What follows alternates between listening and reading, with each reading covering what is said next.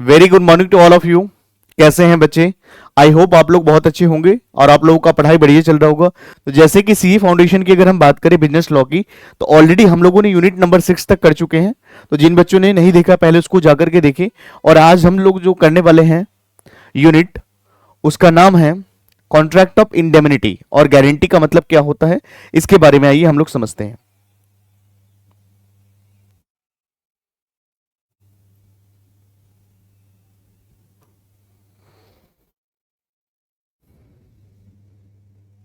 Contract of indemnity और guarantee में क्या डिफरेंस है और क्या मतलब होता है, इसको सीए फाउंडेशन की बात करें तो चैप्टर नंबर 2 है, जहां पर इंडियन कॉन्ट्रैक्ट एक्ट का ही चल रहा है, जहां पर हम लोग बात करेंगे contract of unit number 7 contract of indemnity क्या होता है और गारंटी क्या होता है, वन शॉट में हम लोग कवर करने वाले हैं। आइए, बेस्ड एक्सप्लेनेशन ऑन यूट्यूब। आइए बच्चे, एक बार हम लोग देखते हैं कि क्या क्या कंटेंट है या आखिर हम लोग कवर करने वाले हैं इस पूरे चैप्टर के अंदर। तो उसके बारे में एक बार हम डिस्कस करते हैं। तो सबसे पहले कॉन्ट्रैक्ट ऑफ इंडेमनिटी का मतलब क्या होता है उसके बारे में समझेंगे। कॉन्ट्रैक्ट ऑफ इंडेमनिटी क्या होता है, उसके बाद हम बात करेंगे कॉन्ट्रैक्ट ऑफ गारंटी का मतलब क्या होता है, और उसके बाद श्योरिटी का लायबिलिटी क्या होता है, उसके राइट्स क्या होते हैं उसके बारे में समझेंगे। और उसके बाद टाइप्स ऑफ गारंटी, कितने प्रकार के गारंटी होते हैं या फिर लॉ के अंदर के मेंशन है, उन सभी के बारे में डिस्कस करेंगे। और डिस्चार्ज ऑफ श्योरिटी, श्योरिटी कैसे अपने लायबिलिटी से डिस्चार्ज हो सकता है, और इंडेमनिटी और गारंटी में क्या डिफरेंस है, इन सभी के बारे में हम लोग एक एक करके चर्चा करेंगे। तो आइए हम लोग सबसे पहले समझते हैं यहाँ पर कि कॉन्ट्रैक्ट ऑफ इंडेमनिटी और गारंटी का मतलब क्या होता है बच्चे, उसके बारे में चलिए समझते। तो सबसे पहले हम लोग बात करें what do you mean by the term contract of indemnity.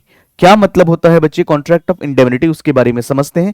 तो द टर्म इंडेमनिटी का मतलब क्या होता है, सिक्योरिटी अगेंस्ट लॉस, यानी इंडेमनिटी का मतलब होता है लॉस की भरपाई करना। तो यहां पर मैं कह सकता हूं कि सिक्योरिटी अगेंस्ट लॉस और to make the good the loss और compensate the party who suffered some loss. यानी एक व्यक्ति को अगर मान लीजिए किसी भी रीजन से अगर लॉस होता है, उसको कंपनसेट जो किया जाता है, या सिक्योरिटी अगेंस्ट द लॉस होता है, या जो भी हम बात करते हैं कि यहां पर जो भी एक व्यक्ति को अगर लॉस होता है उसको कंपनसेट करने की जो बात करी जाती है उसको हम क्या कहते हैं बच्चे, कॉन्ट्रैक्ट ऑफ इंडेमनिटी बोलते हैं। तो आइए कॉन्ट्रैक्ट ऑफ इंडेमनिटी की बात करें। The term contract of indemnity को डिफाइन करा गया section 124 of the Indian contract act 1872। ये कहता है it is a contract by which one party promises to save the other from the loss. यहां पर मान लीजिए जैसे मिस्टर एक्स है और मिस्टर वाई है, यहां पर मिस्टर एक्स मिस्टर वाई को कहता है कि अगर किसी भी वजह से अगर तुम्हें लॉस होगा तो उसको क्या करे किया जाएगा, कंपनसेट किया जाएगा। यानी यहां पर लॉस की भरपाई की जाती है, हम उसको बोलते हैं कॉन्ट्रैक्ट ऑफ इंडेमनिटी। इसको डिफाइन करा गया सेक्शन 124 के अंदर। उसके बाद अगर बात करें from other from the loss caused by him conduct और promisor himself or by the conduct of the any other persons, this is called contract of indemnity। आइए हम लोग एग्जांपल की बात करें बच्चे। यहां पर तो mister X contract with the government to return to India after completing his studies which were founded by the government at university at the Cambridge and serve the government for a period of 5 years if Mr. X failed to return to India। if Mr. X to fails to return to India, he will have reimburse the government। It is a contract of indemnity. तो यहां पर क्या होते हैं बच्चे, contract of indemnity. यहां पर mister X जो है, मिस्टर एक्स का कॉन्ट्रैक्ट गवर्नमेंट के साथ हुआ है to return India after completing his study, कि उसका जैसे ही उसका स्टडी कंप्लीट हो जाएगा उसके बाद वो इंडिया वापस आ जाएगा। Which were founded by the government at the University of Cambridge and serve the government to period of 5 years। If mister X fails to return to India, he will have reimburse. तो वो reimburse कर सकता है। यहां पर हम उसको क्या बोलते हैं बच्चे, contract of indemnity. Simple word में आपको ये समझना है कॉन्ट्रैक्ट ऑफ इंडेमनिटी का मतलब होता क्या होता है, लॉस की भरपाई करना। जो लॉस की क्षतिपूर्ति होती है हम उसको भरपाई करते हैं। जैसे अगर हम एग्जांपल की बात करें तो यहां पर इंश्योरेंस जब आप कराते हैं या इंश्योरेंस की जब आप पॉलिसी परचेस करते हैं तो वहां पर इंश्योरेंस कंपनी एक गारंटी देता है, इंडेमनिटी देता है यहां पर, कि अगर किसी भी रीजन से अगर आपको लॉस होता है तो उसकी भरपाई दिया जाएगा। तो ये कब होगा, जब वो इवेंट हैपन होगा, या यहां पर अगर मान लीजिए इवेंट होगा तभी तो आपको मिलेगा ना। आइए यहां पर हम बात कर रहे हैं कुछ पार्टीज के बारे में, कितने पार्टीज की इन्वॉल्वमेंट होती है कॉन्ट्रैक्ट ऑफ इंडेमनिटी के अंदर। तो पार्टीज की बात करें बच्ची, the parties who promises to indemnify, यहां पर पार्टीज जो इन्वॉल्व होते हैं, कौन कौन पार्टीज होते हैं, the party who promises to indemnify save the other party is called, बच्चे हम इसको इंडेमनीफायर बोलते हैं। जो यहां पर वादा कर रहा होता है, प्रोमिसेस कर रहा होता है अदर पार्टी को सेव करने की जो बात करते हैं from the loss, this is called indemnifier. But the party who is promised to save against loss, but यहां पर जो पार्टी है वो प्रॉमिस कर रहे हैं किस चीज को लेकर के, against the loss, this is called indemnified, और उसको इंडेमनिटी होल्डर बोलते हैं बच्चे। तो इस बात का ध्यान रखोगे, सबसे पहला जो प्रॉमिस कर रहा है इंडेमनिटी को लेकर के यहां पर कि हम सेव करेंगे अदर पार्टी को फ्रॉम द लॉस, हम उसको इंडेमनीफायर बोलेंगे। और यहां पर जो पार्टी है प्रॉमिस कर रहा है save against the loss, indemnified, और हम उसको इंडेमनिटी होल्डर बोलते हैं। तो इस बात का ध्यान रखोगे। चलिए आगे हम बात करेंगे। आइए एग्जाम्पल की हम बात करें, दो एग्जाम्पल यहां पर गिवन है, जहां पर A may contract to indemnify B the consequences of any proceeding which C may take against B respect of the sum of 5,000 advanced by C to B in consequences when B, who is the called upon to pay of sum of money to C, fails to do, C would be able to recover the amount from provided by section 124। तो ये कौन कहता है बच्ची, section 124 कहता है कि आप इसको रिकवर कर सकते हो, ये आप कर सकते हैं। तो यहां पर थर्ड एग्जांपल की बात करें तो यहां पर एक्स में एग्री टू इंडेमनिटी, एक्स में agree to indemnity Y for any loss और damages that occurs if a tree on Y's neighbouring property blows covers, if the trees then blow cover damages y fence, x will be liable for cost of fixing fence। तो ये बच्चे क्या है, example है यहां पर। however above definition indemnity restrict the scope of contract of indemnity in such in as must it cover only the loss caused by, यहां पर बताया गया है the conduct of the promisor himself, और सेकंड में जो है the conduct of the any other persons, ये यहां पर डिफाइन करा गया है। बट यहां पर एक केस लॉज है बच्चे, यहां पर अगर हम बात करें तो यहां पर गजानन मरेश्वर वर्सेस मोरेश्वर मदन, ये 1942 का एक केस लॉज है बच्चे, इसके बारे में हम लोग डिस्कस करेंगे सेपरेट में, बट अभी जो है हमें एटलीस्ट कॉन्सेप्ट को समझना है। आइए उसके बाद अगर हम बात करें mode of contract of indemnity की, अगर बात करें क्या mode of contract of indemnity हो सकता है उसके बारे में अगर बात करें तो अ contract of indemnity like any other contract में भी एक्सप्रेस और इम्प्लाइड। तो यहां पर कॉन्ट्रैक्ट एक्सप्रेस भी हो सकता है और यहां पर कॉन्ट्रैक्ट आपका कैसा हो सकता है, इम्प्लाइड भी फॉर्म में हो सकता है।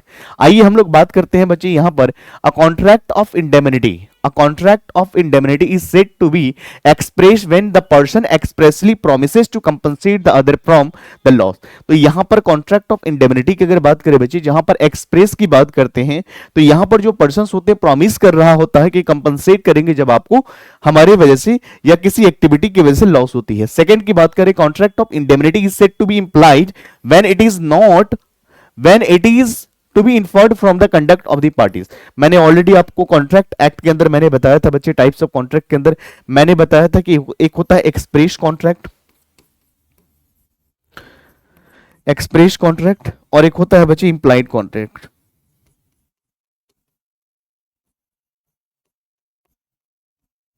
एक्सप्रेस कॉन्ट्रैक्ट जो है यहां पर बोल करके किया जाता है और लिख करके किया जाता है, बट इंप्लाइड कॉन्ट्रैक्ट एक ऐसा कॉन्ट्रैक्ट होता है जो other than the word of spoken and written, जहां पर ना तो बोला जाता है ना तो लिखा जाता है, यहां पर हरकतें की वजह से अगर कोई भी कॉन्ट्रैक्ट अराइज होती है बच्चे, this is called implied contract.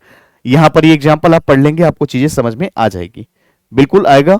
चलिए हम लोग बात करते हैं rights of indemnity holder when shoot section 125। यहां पर क्या राइट्स होते हैं इंडेमनिटी होल्डर के पास जब व्हेन सूट सेक्शन 25 कहता 125 the promisee in a contract of indemnity acting within the scope of his authority is entitle to recover from the promisor and indemnifier. तो यहां पर अगर अथॉरिटी के अंदर आकर के काम कर रहा है तो ये माना जाएगा। जैसे ए नंबर की बात करें, all damages which he may be compelled to pay in any shoot.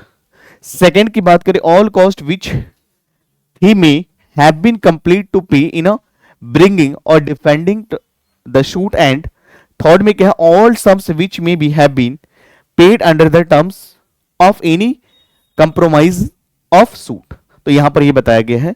और उसके बाद अगर हम बात करें बच्चे यहां पर when does the liability of indemnity when does the liability of indemnifier commence, यहां पर अगर हम बात करें तो कब लाइबिलिटी किसका अराइज होती है बच्चे, इंडेमनीफायर कमेंस। तो आइए अगर हम बात करें, although Indian contract act 1872 is silent, जब आपका इंडियन कॉन्ट्रैक्ट एक्ट अगर साइलेंट होता है उस केस में क्या होता है बच्चे यहां पर, on the time of commencement of liability of indemnifier, however, on the basis of judicial pronouncements, it can be stated that the liability of indemnifier commences as soon as liability and indemnity holder becomes absolute certain. This principle have been followed by the court of several cases. बच्चे example की अगर हम बात करें, A promises to compensate X for any loss that he may suffer by filing a suit against Y. The court order X to pay Y damages of rupees 10,000 as the loss of has become certain. X may claim the amount of loss from A and pass it to Y. आइए यहां पर हम लोग बात करेंगे contract of guarantee. हम लोगों ने कॉन्ट्रैक्ट ऑफ इंडेमनिटी के मतलब समझ चुके हैं, अब हम लोग बात करने वाले हैं यहां पर कॉन्ट्रैक्ट ऑफ गारंटी का मतलब क्या होता है।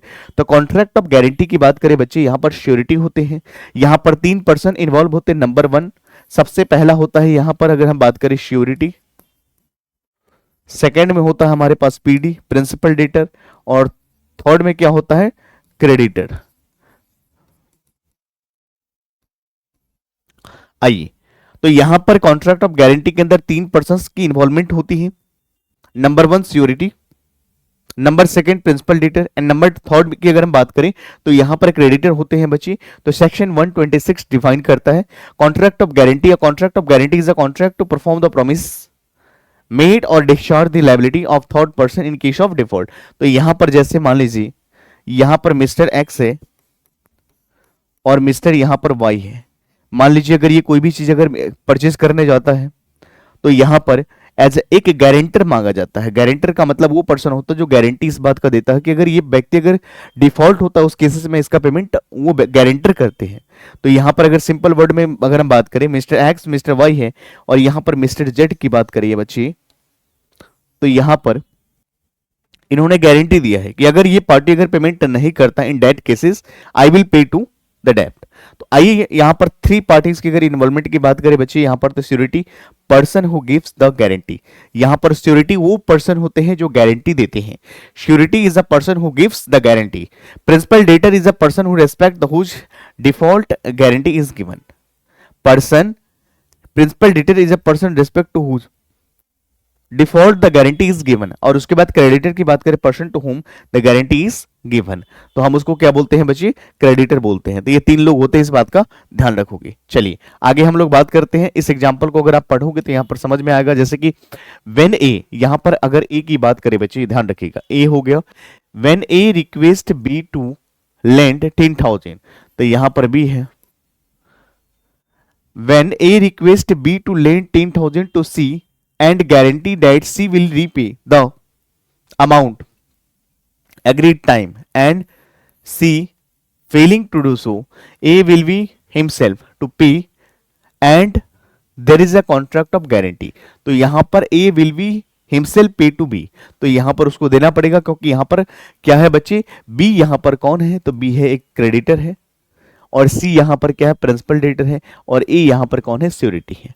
आराम से इसको पढ़ लोगे आपको चीजें समझ में आ जाएगी। आइए हम लोग बात करेंगे कॉन्ट्रैक्ट ऑफ, आइए यहां पर हम लोग बात करते हैं कि this is a contract of guarantee because of X promises to discharge the liability of Y in case of his default. यहां पर कुछ चीजें बता रखा है। A contract of guarantee is a tripartite agreement की अगर बात करें बच्चे तो 3 लोगों का इन्वॉल्वमेंट होती है। 3 लोगों की अगर हम बात करें तो यहां पर क्रेडिटर होते हैं, डेटर होते हैं, प्रिंसिपल डेटर होते हैं और श्योरिटी होते हैं। इसीलिए हम इसको ट्राइपार्टाइट अग्रीमेंट बोलते हैं between the principal debtor creditor and surety. यहां पर अगर बात करें a principal contract between the principal debtor and creditors, secondary contract between the creditor and surety, and implied contract between the surety and principal debtor whereby the principal debtor is under the obligation to indemnify the surety if the surety is the made to the perform made to or perform। उसकी अगर बात करें बच्चे यहां पर, तो the right of surety is not affected by the fact creditor has refused to sue the principal debtor or has not demanded the sum of due from him। अब आइए कॉन्ट्रैक्ट ऑफ गारंटी की बात करें बच्चे, यहां पर tripartite agreement होती है, 3 लोगों का इन्वॉल्वमेंट होती है, जहां पर हम बात करते हैं प्रिंसिपल कॉन्ट्रैक्ट, जहां पर प्रिंसिपल डेटर होते हैं, जहां पर क्रेडिटर होते हैं, सेकेंडरी की बात करें क्रेडिटर एंड श्योरिटी होते हैं, एंड इंप्लाइड में बात करें श्योरिटी एंड प्रिंसिपल डेटर होते हैं। तो इस चार्ट का आप विशेष तौर पे ध्यान रखोगे। चलो उसके बाद अगर बात करें बच्चे इसेंशियल फीचर्स ऑफ गारंटी, क्या इसेंशियल फीचर्स होना चाहिए गारंटी के, कॉन्ट्रैक्ट ऑफ गारंटी के अंदर, उसके बारे में हम लोग समझेंगे। तो आइए सबसे पहले हम बात करते हैं following are the requests of a valid guarantee. तो क्या क्या होना चाहिए आइए देखते हैं। सबसे पहले पर्पज की बात करते हैं। The purpose of guarantee being secure the payment of debt and existence of recoverable debt is necessary if there is no principal debt there can no valid guarantee. जहां पर अगर कोई प्रिंसिपल डेब्ट नहीं होती है तो वहां पर कॉन्ट्रैक्ट ऑफ गारंटी नहीं वैलिड माना जाएगा। कंसिडरेशन की बात करें, like every other contract of guarantee should be supported by some consideration. A guarantee without consideration is void but there is no need for direct consideration between the surety and creditor। तो इस बात का ध्यान रखोगे। As per the section 127 consideration received by the principal debtor is sufficient consideration to surety for giving the guarantee, but past consideration is no consideration for the contract of guarantee even if the principal debtor is incompetent। अगर यहां पर principal debtor आपका incompetent है तो contract नहीं होगा। and contract guarantee is valid but if surety is incompetent to contract, guarantee आपका क्या बन जाएगा बच्चे, void बन जाएगा। इस एग्जांपल को पढ़ोगे आपको समझ में आ जाएगा। यहां पर देखिए, B requests A to sell and delivered him goods on a credit, A agrees to do so provided she will be guarantee for payment of price of the goods। she promises to guarantee payment in consideration is promised to deliver the goods as per the section 127। there is a sufficient consideration for she's promise, therefore the guarantee is valid। तो इस guarantee को valid माना जाएगा। Example number 9 की बात करें, A sells and deliver the goods to B and C afterwards without consideration agrees to pay them in default of B, agreement क्या बन जाएगा बच्चे, वॉइड बन जाएगा। और उसके बाद बात करें एग्जिस्टेंस ऑफ लायबिलिटी की बात करें, there must be an existence of liability और promise whose performance is guaranteed, such liability और promise must enforceable by law. हम उसको क्या कर सकते हैं, एनफोर्स करा सकते हैं in the court of law. Must be legally and enforceable and not the time barred. वो टाइम बार्ड नहीं होना चाहिए, यानी लिमिटेशन एक्ट के बाहर नहीं होना चाहिए। जो अगर कोई भी चीज अगर 3 साल से ज्यादा हो जाती है तो वो क्या हो जाता है, टाइम बार्ड हो जाता है बच्चे। आइए, नो मिस रिप्रेजेंटेशन और कंसीलमेंट, यहां पर कोई मिस रिप्रेजेंटेशन और कंसीलमेंट नहीं होना चाहिए। यहां पर सेक्शन 144 और 143 की हम बात करेंगे। Any guarantee which has been obtained by the means of misrepresentation made by the creditor or with his knowledge or assent concerning material of transaction is invalid। ये सारे के सारे मटेरियल कैसा माना जाएगा बच्चे, इनवैलिड माना जाएगा। क्यों, क्योंकि यहां पर मिस रिप्रेजेंटेशन और नॉलेज में, क्योंकि यहां पर any guarantee which has been obtained by the means of misrepresentation, जब भी मिस रिप्रेजेंटेशन के थ्रू कोई भी अगर कॉन्ट्रैक्ट बनता है मेड बाय द क्रेडिटर और विथ हिज नॉलेज और assent concerning material of a part of transaction is invalid, section 142 कहता है। any guarantee which the creditor has obtained by the means of keeping silence as to material circumstances is invalid। आइए यहां पर example की बात करें बच्चे, यहां पर दे रखा A engage B as a clerk to collect the money for him, B fails to account for some of his receipt and A in consequences calls upon him to furnish security for his duty accounting, C gives the guarantee for his duty accounting, A does not acquaint C with the previous conduct, B afterward make the default, the guarantee is invalid. हम इसको invalid मानेंगे बच्चे। आइए उसके बाद अगर हम बात करें तो राइटिंग नॉट नेसेसरी, तो यहां पर राइटिंग की जरूरत नहीं पड़ती है। Section 126 expressly declare that guarantee में बी आइदर ओरल और रिटर्न। तो यहां पर गारंटी आपका क्या होना चाहिए बच्चे, या तो ये ओरल होगा चाहे ये रिटर्न भी होगा, तो यहां पर दोनों ही चीज चलेगी, इस बात का ध्यान रखोगे। Joining of the other co sureties की बात करें, सेक्शन 144 कहता है where a person gives the guarantee upon a contract that he creditor shall not upon it until another person is joined in it co-sureties, the guarantee is not valid if the other persons does not join.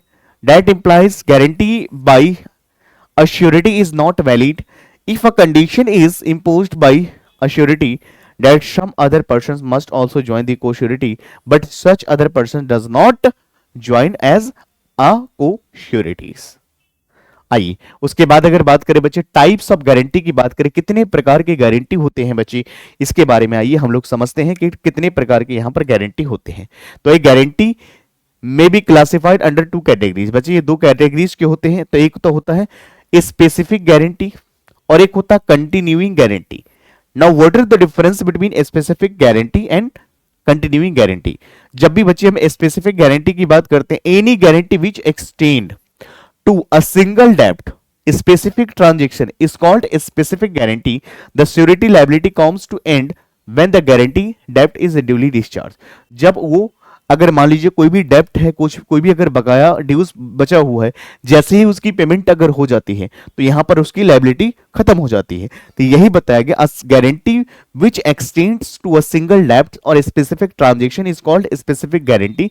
The sureties liability comes to an end when guaranteed डेप्ट is duly discharge or the promised duly performed. आइए example की बात करें, यहां पर ए guarantees payment to B of the price of the 5 bags of rice to be delivered by B to C and to the paid for in month. B delivers 5 bags to C. C pays for them. This is a contract of specific guarantee because intended to guarantee only for payment of price of the first 5 bags of the rice to be delivered on a time. यहां पर एक case clause दे रखा के versus ग्रॉफ्स, इसके बारे में भी हम लोग चर्चा करेंगे, लेकिन अभी हम लोग कॉन्सेप्ट को देख रहे हैं। कंटिन्यूइंग गारंटी का मतलब क्या होता है, guarantee which extend to a series of transaction. यहां पर गारंटी बहुत ज्यादा चीजों में एक्सटेंड हो जाती है, सीरीज ऑफ ट्रांजेक्शन, हम उसको क्या बोलते हैं बच्चे, कंटिन्यूइंग गारंटी। तो अभी भी आपकी गारंटी कंटिन्यू है। A surety's liability continues until the revocation of guarantee. जब तक आप रिवोकेशन नहीं ले पाते हो, जब तक आप गारंटी की रिवोकेशन वापस नहीं लोगे, तब तक ये लायबिलिटी रहेगी। The essence of continuing guarantee is that applies not on a specific number of transaction but any number of transaction makes security liable for the unpaid balances at the end of guarantee। इस example को एक बार देखोगे आपको चीजें समझ में आ जाएगी बच्चे। आइए आगे अगर हम बात करें यहां पर कि what are the difference between contract of indemnity and contract of guarantee में क्या डिफरेंस है बच्चे। तो कॉन्ट्रैक्ट ऑफ इंडेमनिटी की अगर हम बात करें तो यहां पर लॉस की भरपाई की जाती है, जबकि कॉन्ट्रैक्ट ऑफ गारंटी की बात करें बच्चे, यहां पर 3 पार्टीज की इन्वॉल्वमेंट होती है। सबसे पहले principal debtor, surety and creditor, 3 लोग होते हैं। तो आइए हम लोग बात करते हैं पॉइंट ऑफ डिस्टिंक्शन की बात करें तो number of parties to the contract. तो कितने पार्टी कॉन्ट्रैक्ट ऑफ इंडेमनिटी में होते हैं, तो there are only 2 parties mainly. एक इंडेमनीफायर होते हैं जो जिसको हम प्रोमिजर भी कहते हैं, एंड एक होता है इंडेमनीफाइड जिसको हम प्रोमिजी भी बोलते हैं। तो ये बातें समझ में आ गई। सेकंड अगर हम बात करें बच्चे यहां पर तो कॉन्ट्रैक्ट ऑफ गारंटी की बात करें, देयर आर 3 पार्टीज इन्वॉल्वमेंट। सबसे पहला क्रेडिटर, सेकंड में प्रिंसिपल डेटर और थर्ड में क्या है बच्चे, श्योरिटी। तो ये दोनों के बीच में कुछ डिफरेंस है। उसके बाद नेचर ऑफ लायबिलिटी की बात करें बच्चे तो liability of the indemnifier is a primary and unconditional. तो यहां पर इंडेमनीफायर का जो लायबिलिटी होगा it is a primary and unconditional रहेगा। बट कॉन्ट्रैक्ट ऑफ गारंटी में the liability of the surety is secondary. यहां पर श्योरिटी की लायबिलिटी सेकेंडरी इसलिए होगा क्योंकि फर्स्ट प्रायोरिटी तो जिसने परचेस करा उसका होगा ना। Secondary and conditional as per the primary liability is no of the principal debtor. उसके बाद टाइम ऑफ लायबिलिटी की बात करें बच्चे, liability of the indemnifier arise only on the happening of contingency. ये कब अराइज होगा? जब कोई कंटिजेंसी हैपनिंग होगा, उसके कंडीशन में होगा। उसके बाद अगर बात करें बच्चे कॉन्ट्रैक्ट ऑफ गारंटी की, तो liability arise only on the non performance of the existing promise or non payment of the existing debt. जब तक यहां पर पेमेंट अगर नहीं होगी तभी तक तो हम लाइबल रहेंगे ना। उसके बाद अगर बात करें टाइम टू एक्ट की बात करें, the indemnifier need not act the request of the indemnifier holder. तो यहां पर इंडेमनीफायर जो है उसको जरूरत नहीं होता है कि यहां पर इंडेमनिटी होल्डर की रिक्वेस्ट पे काम करे, बट यहां पर क्या होता है, the surety act on the request of principal debtor. ये श्योरिटी तभी पेमेंट करेगा जब प्रिंसिपल डेटर का परमिशन होगा या रिक्वेस्ट होगा, तभी ये करेंगे। तो these are the difference between contract of indemnity and guarantee. आइए उसके बाद अगर बात करें बच्चे, यहां पर कुछ और भी पॉइंट्स है। देखिए, right to suit third party की बात करें, indemnifier can not sue a third party. यहां पर इंडेमनीफायर के पास अधिकार नहीं होता है कि थर्ड पार्टी को शू करे। Can not sue third party for loss in his name as there is no priority to contract.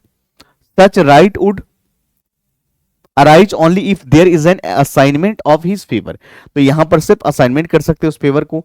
और सेकेंड बात करें, surety can be proceed against principal debtor on his own right because he gets all the rights of a creditor after discharge of डेब्ट। तो यहां पर रहता है। उसके बाद पर्पस की बात करें तो यहां पर रीइंबर्समेंट ऑफ लॉस होता है, बट यहां पर for the security of the creditor.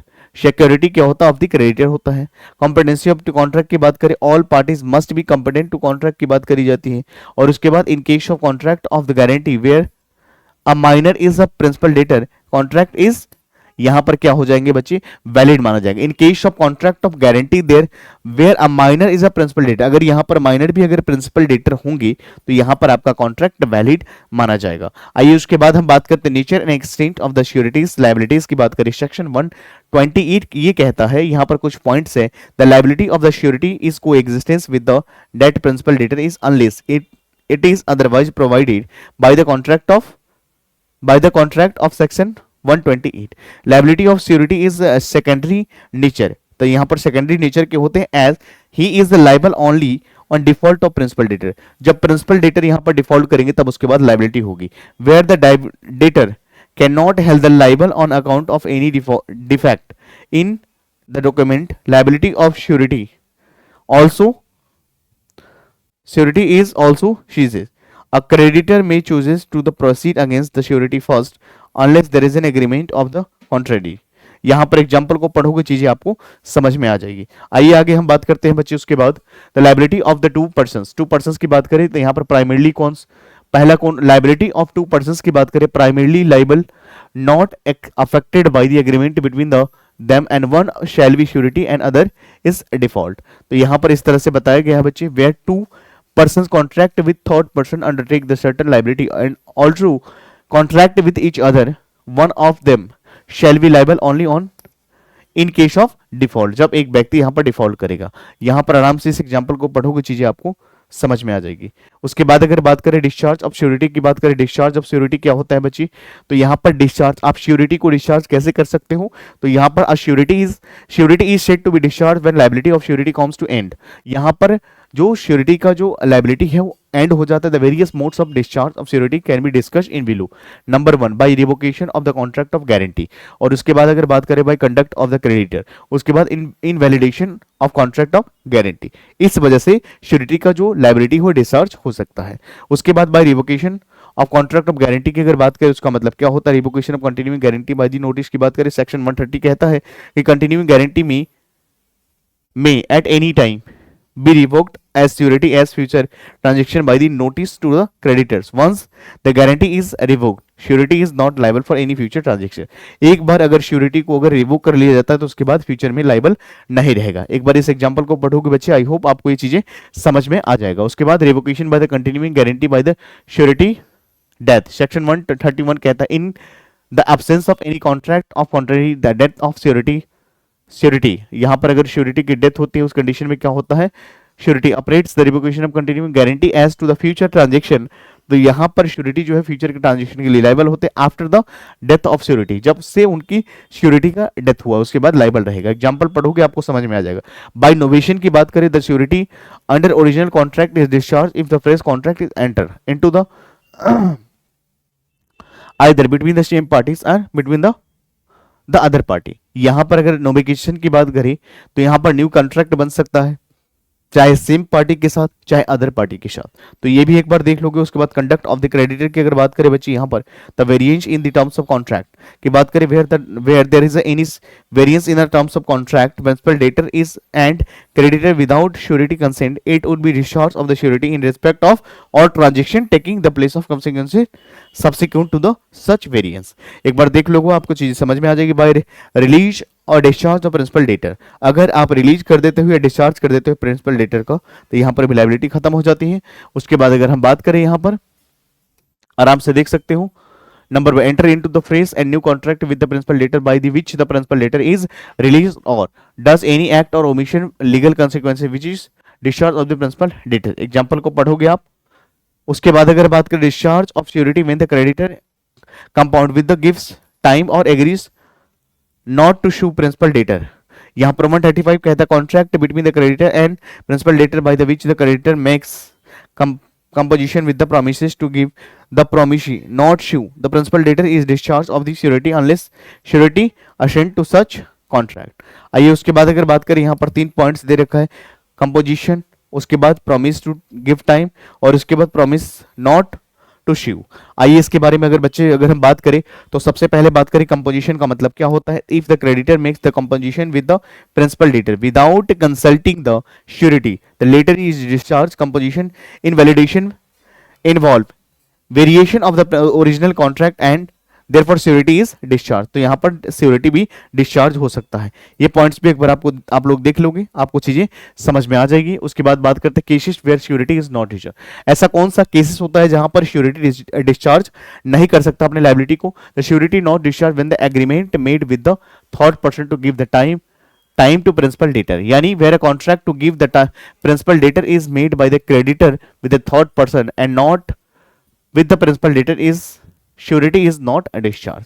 जैसे अगर हम बात करें she the holder of an overdues or bills of affection drawn by the A's as per the surety for B and B accepted and by B accepted contract with M give to the B, A is not discharged। यहाँ पर A discharge नहीं करा सकता, इस बात को ध्यान रखोगे। और उसके बाद creditor's forbearance to sue does not discharge of surety।